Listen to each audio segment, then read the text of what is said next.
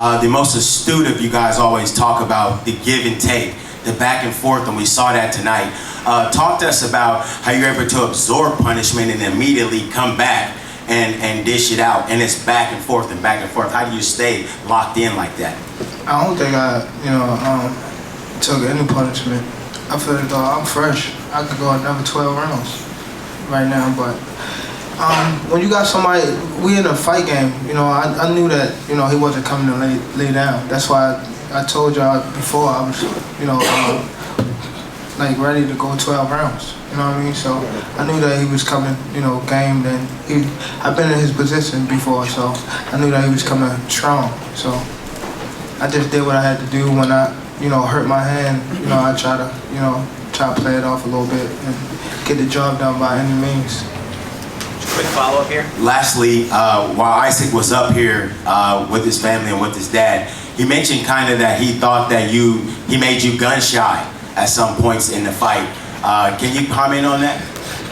Nah, I don't think I was gun shy, but I would say if we fight again, I'll knock him out. You said no, but now are you interested in actually running it back with him again? Now that we're talking about this? I mean, some people feel like they think he won, so if the fans want it, then nah, okay, let's see if the fans want it.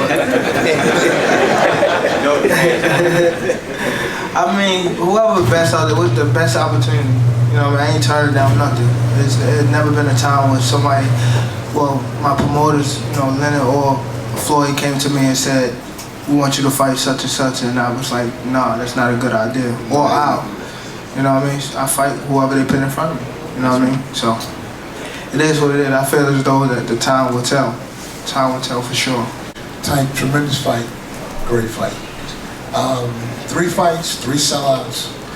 To many, you become the face of boxing. If you had your choice, what's next? What do you want next? What do you want? I want, as far as I don't think I'm the face of boxing right now. I'm happy to be in the position I am right now, but I feel as though I got a lot more to improve. I feel as though that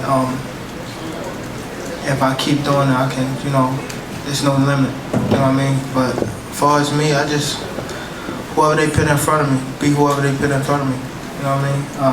I can't just, go out here and say, I want to fight this guy, I want to fight this guy. That's why you don't never hear me calling nobody out, because I'm supposed to do my job to fight whoever's in front of me. You know what I mean? I feel as though I'm the top guy and prove it.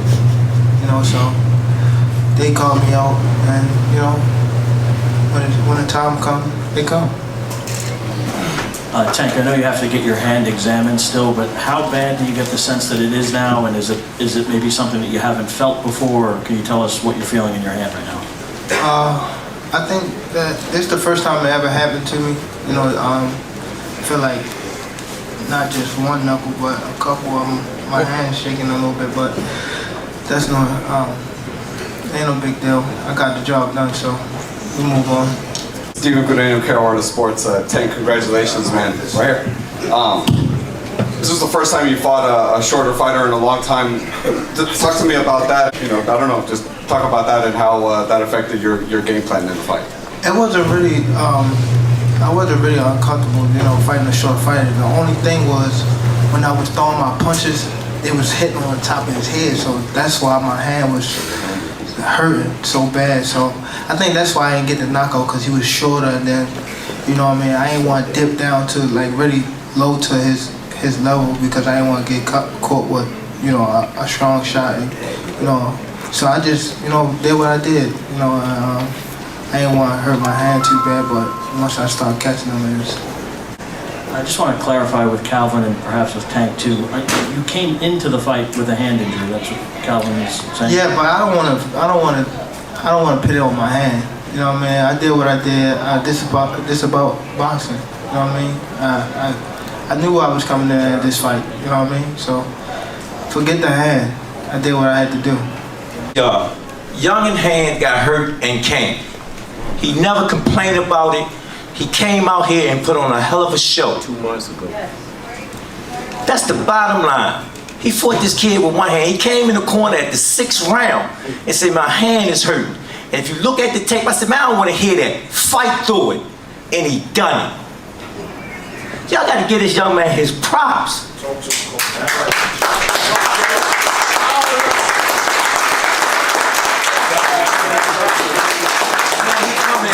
in and day out. And you hear him keep saying, he fight who they put in front of him. And we don't turn down nothing but our cause. So whatever they say to do, we're going to get the job done. That's the blue collar way.